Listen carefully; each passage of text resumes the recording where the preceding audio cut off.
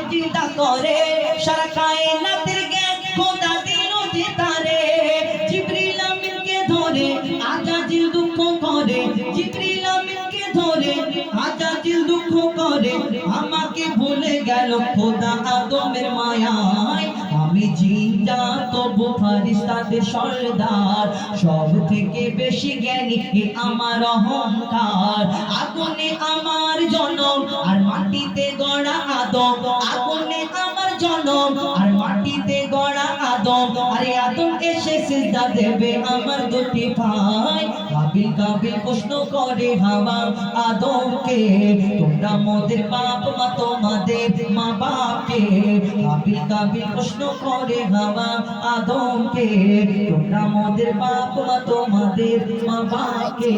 তোমরা মোদের বাপ মা তোমাদের মা বাপকে